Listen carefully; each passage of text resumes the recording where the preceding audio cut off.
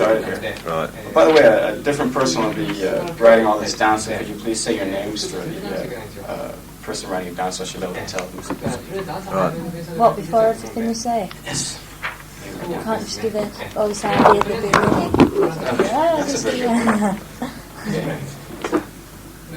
Maybe we can go around in order here. That's brilliant. Do you know what you've just done? You've used your voice to say Joanne's name. That is really going to confuse people. I'm Susan, I've got the loudest voice. Okay. I'm Philip, I've got the butch voice. I'm Ian, hello. I'm Joanne. Hi. Very six. Okay. じゃあまず最初に新しいアルバムのことなんですけども、途中でプロデューサーに任せてイギリスに帰ってしまったというのはどういう理由なんでしょうか。First of all, start off by asking about the new record. Word has it that you went back home to the UK in the middle of production there. Is that rumor or is that... No, we went back home at the end of the record and left them to mix their 4 tracks. We stayed until we'd mixed our 6 tracks on the album, and then they wanted to mix their tracks in their way, so we just went home and let them Mix their tracks? Well, sorry, Jimmy and Terry, they did 4 of the tracks on the album, and they wanted to produce them in their own way, I suppose. So we left them to it. Well, they've done all the producing, it was just the mixing stage. Yeah. Just 4 tracks left to mix. I see. 彼らの And word has it that you weren't very satisfied with the production job initially. You thought it was somewhat overproduced. Is this true as well? At which stage? The final product. The one that Oh no, we liked it. I don't think we ever thought anything of the production, really. I think that we were sort of quite satisfied with the way that they'd done it. Thanks a lot. And we had to Brilliant. wait a while to hear it, but that was the main problem, not anything to do with the way they'd actually produced it. seems We've been Callum's hearing rumours. rumors have been spread around the じゃあ最初のプロデューサーに頼んだ We started out with a different producer, right? Yeah, Colin Thurston, Colin yes. Thurston. And then you decided to go on to Jimmy Jam and Terry Lewis from there. Yes. What was the reason for that? I don't think we'd ever have finished it with Colin. Like, we'd been working about 4 months and we'd mixed 1 track and things weren't going well. We weren't getting on too well with him, really. I think there was sort of a personality difficulty somewhere within a member of the band who might not be in the room, and Colin. And it just sort of ground to a halt, started slowly and ground to a halt. But what we need out of a producer more than anything is someone to say, right, you're going to do this today or that. Because otherwise we just sit around and argue all day about what we're going to do instead of getting on with it. And because Jimmy and Terry, they just walk in and say, this is what we're doing today. So it's more a matter of logistics than sound. Well, the sound as well. I mean, we were having to rely a lot on sequencers and computers and stuff, and it was making it sound a bit wooden. So, I mean, working with them, and Jimmy just played all the keyboards, had the human touch back in it. Talk about the sound not being human enough in the beginning. Whereas, before you were kind of associated as or identified as a sort of a synth band. You were never really identified with a very warm human sound from the very outset. Why is it that... Well, no, I mean, it was always, it was a synth thing, that we always had people playing them originally. I mean, apart from the drums, which were always computers, and anything that was too difficult for any of us to play, then we'd stick it on a machine, but it was a sound thing more than a feel thing. Never wanted it to sound like machines working. I mean, an electric guitar's not a human thing, really, is it? It's an electronic signal. The same with the synth, really. Mm-hmm. So, but you think you basically captured what you had in mind then with Jimmy Jam and Terry Lewis? But they made up for a lot of the things that were missing when we originally started to record it, yeah.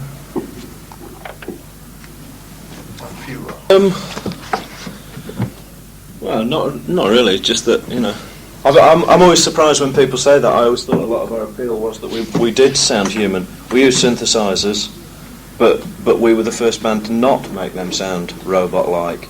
You know, we deliberately avoided all the cliches of singing about robots or satellites or anything, and we just tried to take them away from making odd noises into the musical frame.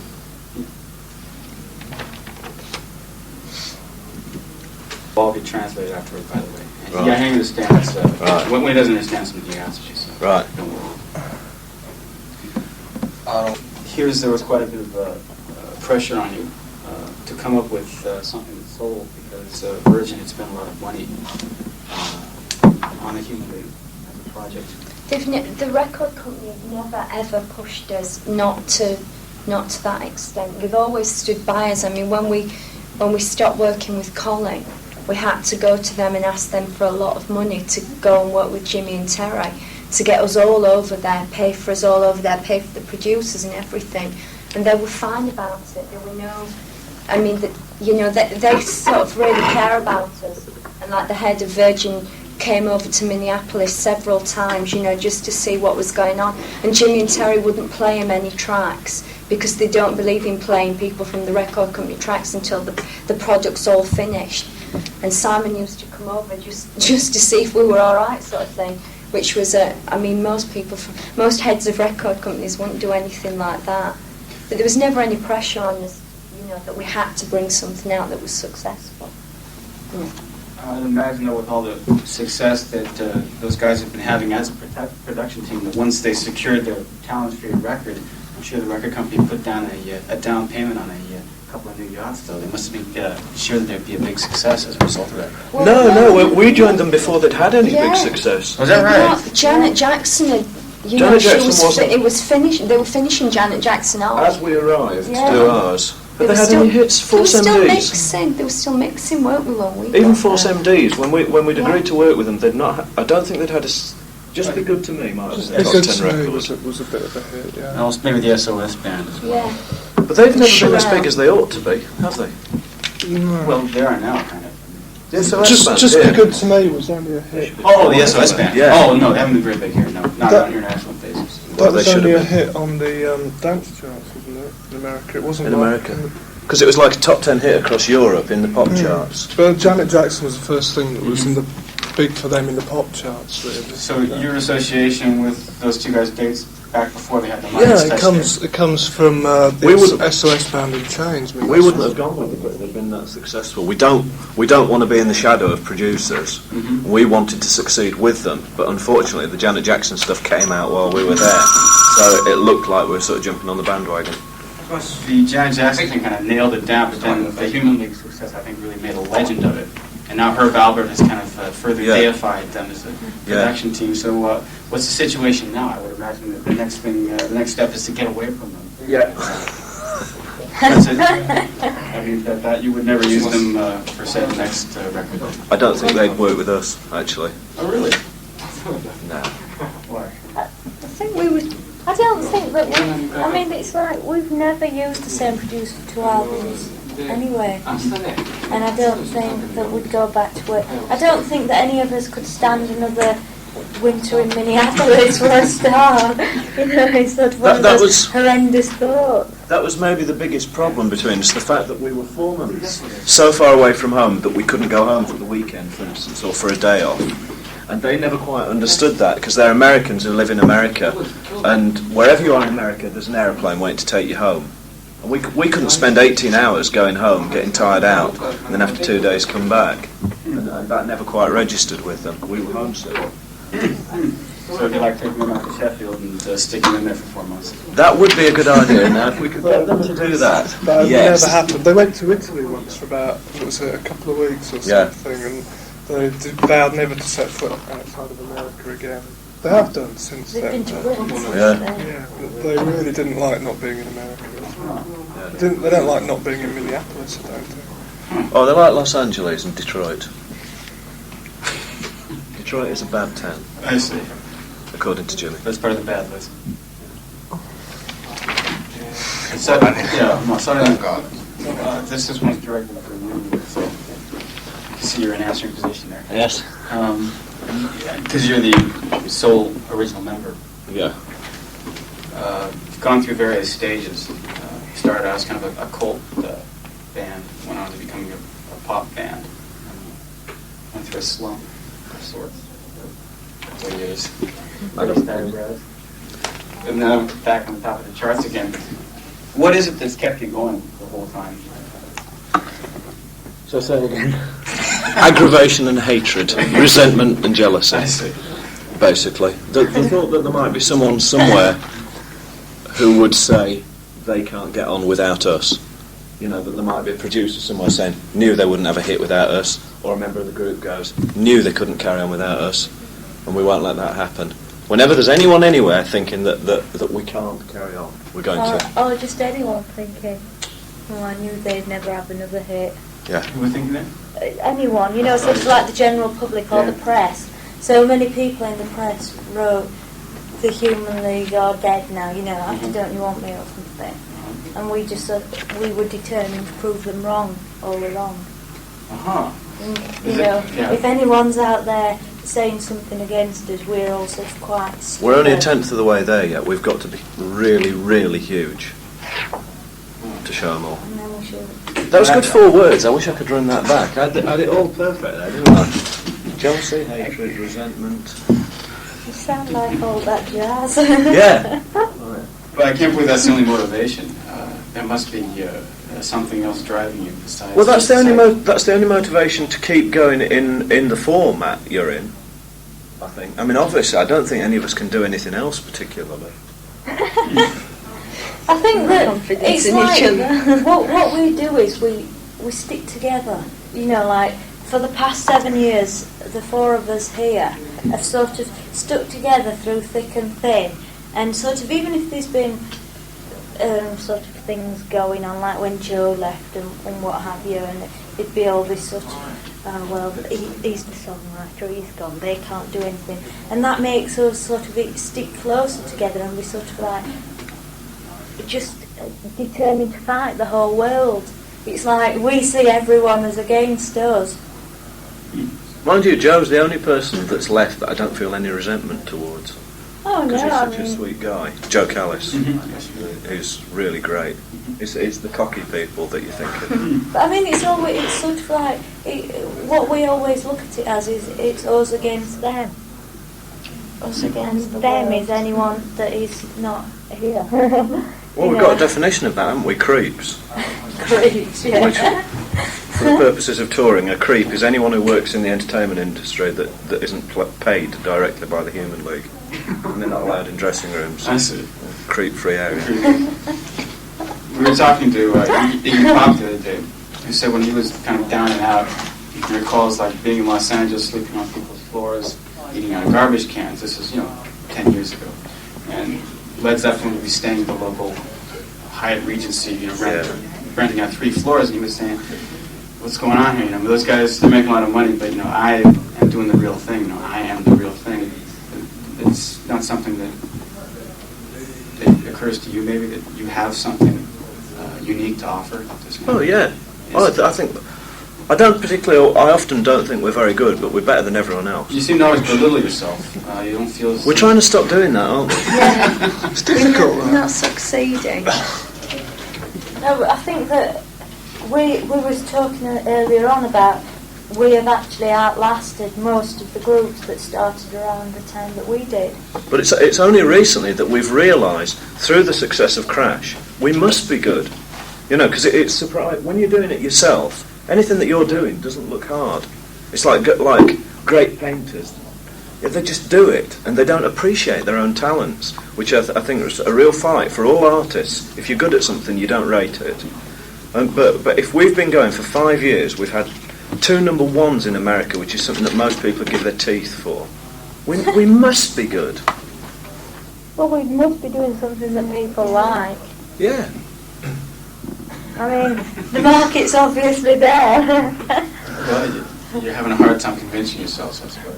Not now. It's just I think we surprising. know It's now. surprising We're that here. you don't, because it's happening to you, you don't sort of take it all in. But that's what I mean by we. Even if we think we're not very good, we know we're better than everyone else. That's what it comes down to. When I listen to our tracks, I think nothing special there. But then you go and look at the British charts, Pretty grim house. There's about 2 bands that ever do anything any good. I can only think of one of them. About 2. There's about UB40, and that's about it, really, isn't it? Pet Shop Boys are all Pet Shop Boys are all right. About the little One Boys. The Wham Boys are very, very wonderful. They've split up now. Shy, sweet, charming, innocent. Defenders. イギリスのね音楽が今その Including yourselves, many British bands are very influential, not only in America but in the rest of the world. But you sort of dismiss them all as a bunch of rubbish. Why do you think that is? Not only do you belittle yourselves, but you belittle your peers. Only now. Only now. I don't think there are that many influential British bands around that aren't already established. I mean, all the ones that are just starting and things. No, not any, there were. I mean, about 5 or 6 years ago, when we did that Dare album, there was, like in America, when we were over there, I was talking to a guy from one of the radio stations, and he was saying that there was 3 British records that totally changed FM radio in America. He said, "Don't You Want Me?" The Soft Cell. I can't remember what the third one was. But it was, 5 years ago it was definitely happening. And I think at the moment it's the influential stuff's not coming out of Britain, it's coming from America. It's coming from people like Jimmy and Terry. It's not coming from England. The music scene in England's just terrible. There are no... It's business. All the fun's being taken out of it. There's no decent music even coming out anymore. It's all on image and what the record companies think should be successful. Yeah. Virgin Records are trying to take over the world completely. And that's their preoccupation at the moment. We're a nation of wage slaves now, and all the interesting stuff comes about at times of plenty, I think, really. Out of Britain, anyway. It's different in America. The interesting stuff there comes out of privation. Can we quote you on that? But it's like simply read as sort of striking a responsive chord, diverse quarters. They're good, but it's the difference between us and Wham. Wham are good. I don't resent any of the success or anything, but everything they've done you've heard before. What we did was new. The only really good thing about Simply Red is that guy's voice. He's just got a wonderful voice. I mean, the song's enough. They even made it on a cover version. Great cover version, but it wasn't even But theirs. it's not going to set the world alight. No. The style it's like the staple singers and stuff. It comes from that sort of gospelly sound. I mean, he's got a great voice, but the songs, aren't. It works because with Yam. I think Yam was better than Wham, actually. All stuff they did was sort of ripped off from Motown. There's a whole new audience for it that didn't hear the original stuff. So it sounds yummy to them. There's 2 sets of groups. Just what? 2 sets of groups, the originators and the ones that make the money, yeah. Okay. Yeah, but great artists don't make their money, do they? No. They get it. They don't. There he was. I never saw one There's picture one in his life. crossover there that's not quite Prince. Yeah, He makes the money and he's an originator as well. Yeah, Prince He's is the alright. only sort of one that I can think Did of. you know that Shakespeare wrote all those plays because he wanted a bigger house? Yeah. Didn't know what he was doing at the time. Thought that was quite interesting. ただイギリスのバンドの多く Quite hoarse here, but to kind of take back the question to what we were saying before, a lot of people would say that England offers a more vital array of talent because the Indies charts are actually alive and well there. No, they're dead. No. They're dead. Yeah, independent charts dead. Everything that was good in Britain 10, 15 years ago is dead. The live scene, which was wonderful, loads of pubs and clubs with new bands having to get good or else they get bottled off the stage. All the independent stuff, it's independent record companies, alright, just those 2 things.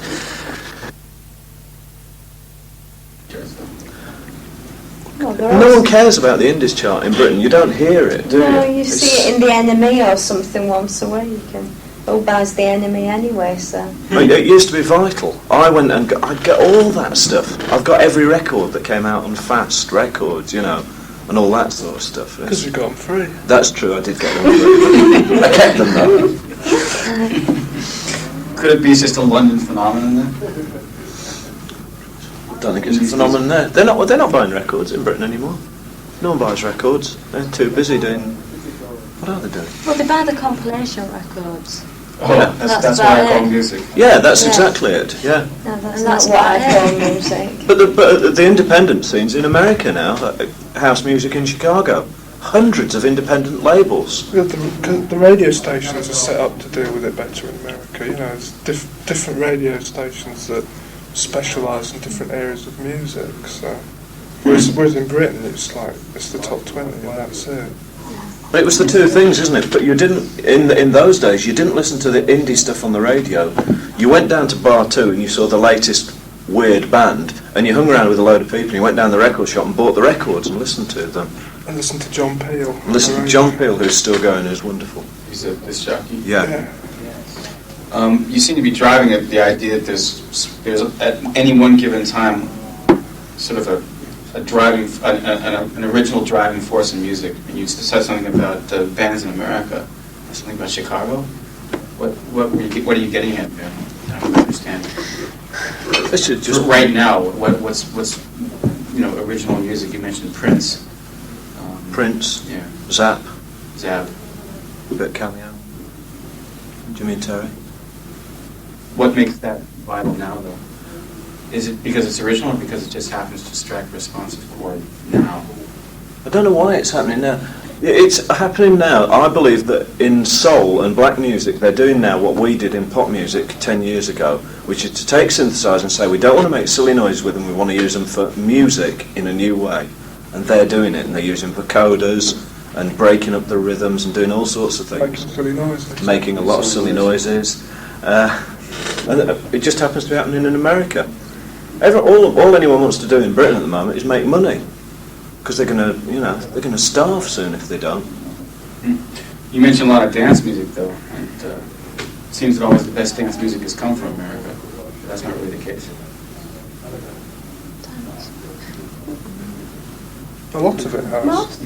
Case I suppose the bulk of the good stuff is American. I mean, most of the good dance music that's come from Britain is influenced originally by American stuff anyway. Except for the Human League.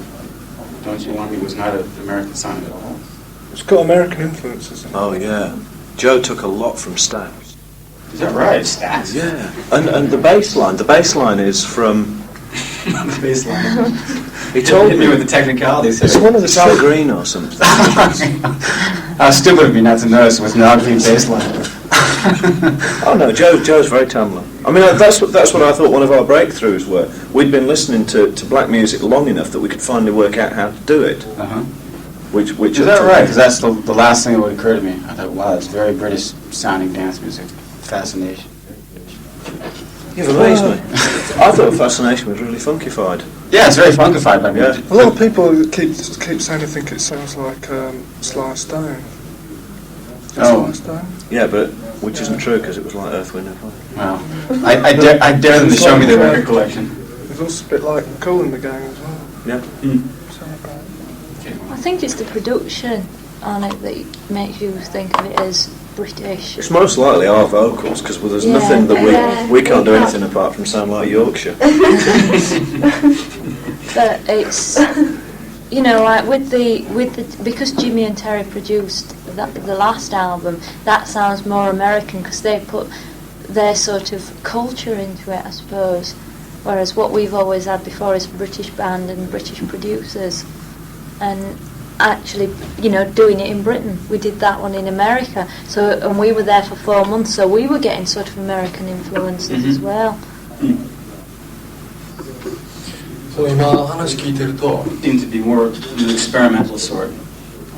An off-the-wall question, but you know, when the Human League first started out, Yes. you mentioned before, it was sort of a cult band. Had you ever had in mind the idea of pop singles and pop success? And Oh yeah, that's what we tried to do. just so happened that a cult picked up on you. From the start, we wanted to be Donna Summer. That was the aim. We wanted hit records, Donna Summer style, but we didn't know how to do it. Didn't have to look like her. I did look You quite couldn't like grow her. your hair that long. I could. We didn't have a drummer, we didn't have a bass player, we didn't have a guitarist. We had a few bozos, arty bozos, one of whom was me, who tried to learn how to do it with synthesizers. So it sounded naff. That made it sort of industrial culty music, and we got by on that. All we ever wanted to do was have hit records and communicate with people. Is that right? Oh yeah, not just hit records, because like I grew up with Bob Dylan. I've got much older brothers, and I grew up with Bob Dylan and the Beatles, who always had something to say, and that was really important to me. You know, they got me through sort of difficult times in my life. The Beatles expressed exactly what I was feeling, and I wanted to do that for like the generation that were going to buy our records.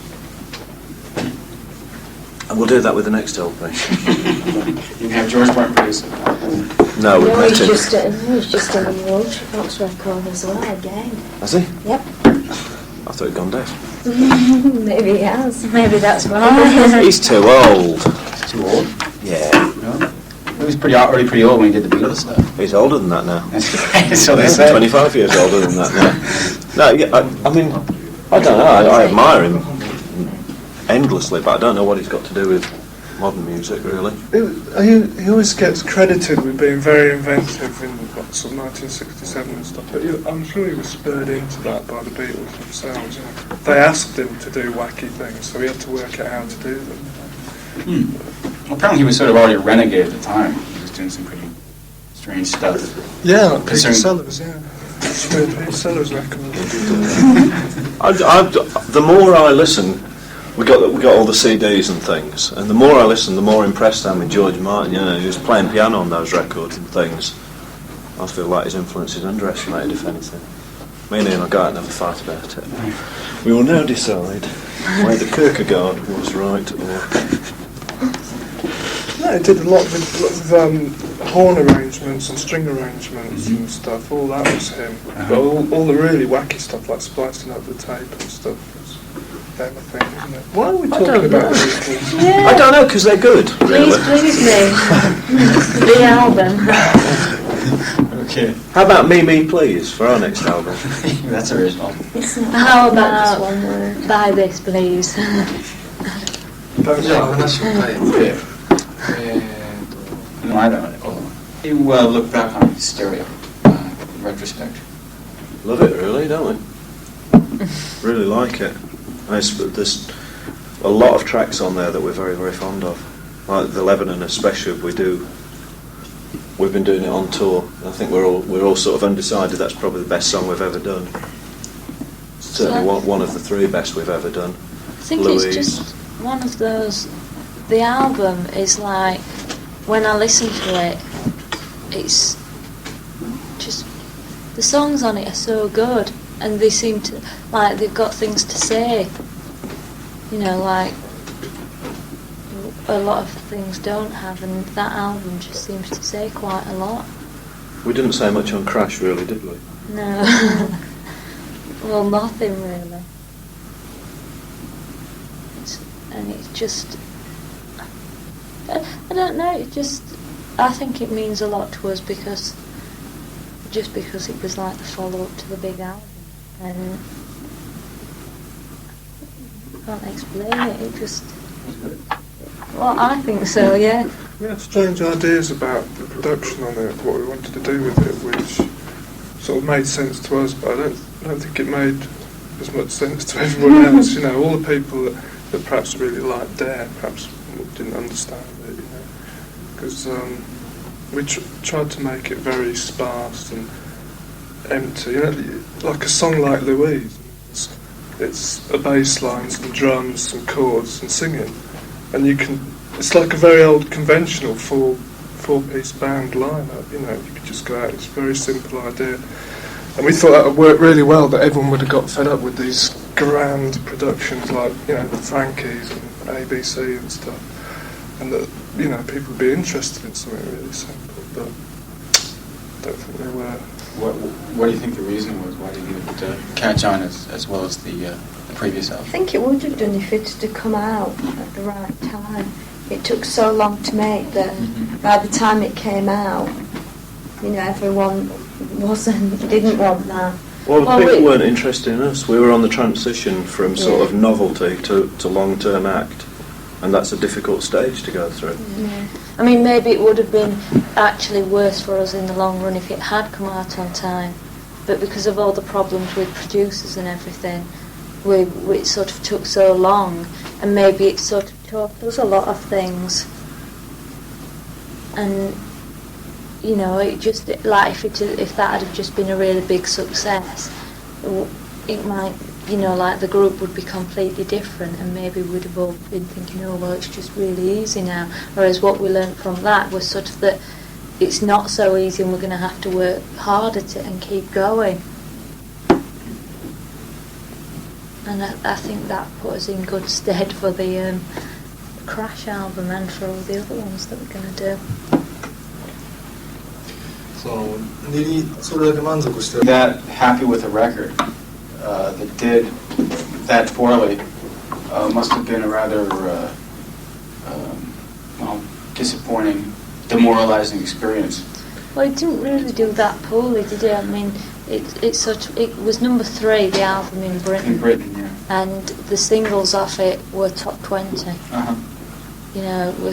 The singles didn't do well in America, but like in Britain and Europe, the Lebanon and Louise did quite well. Mm-hmm. We were demoralised anyway at the time, though. We'd lost our team spirit, which is the hard thing to go through.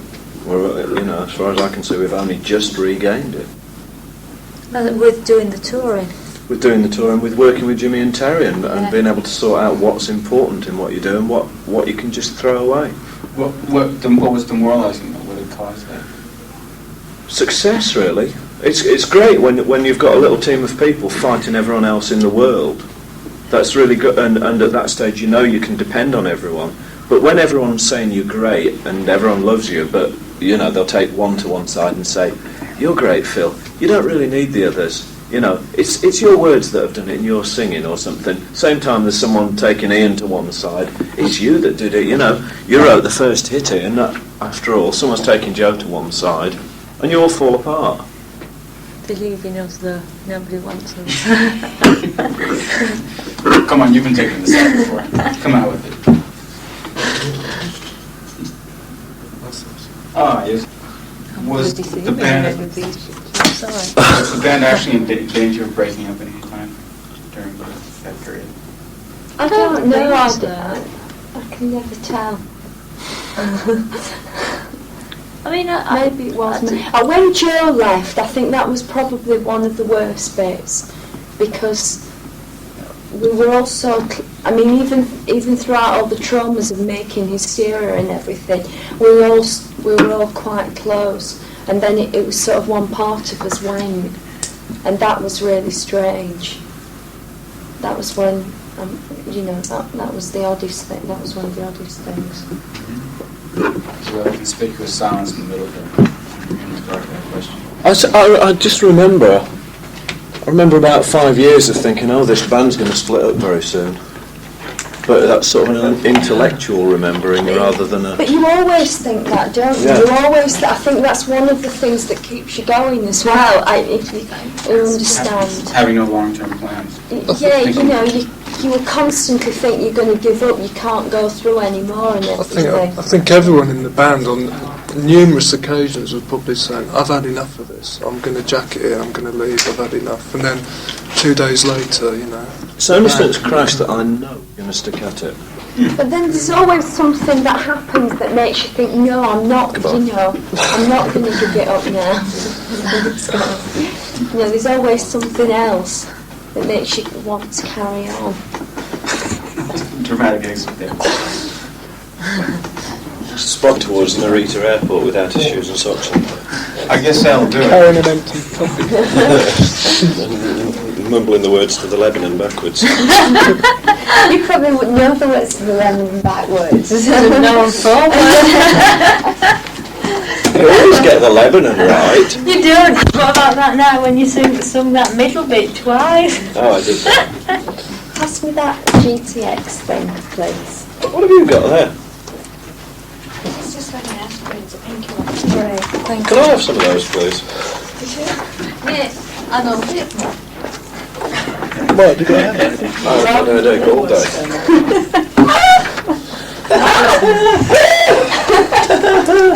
You look like I've been to bed for a week or something like that. That is so funny, that one. Really, really that. The expression on Billy's face. Vitamins, oh I see. I see. It's okay. You got a headache? I'm very resistant.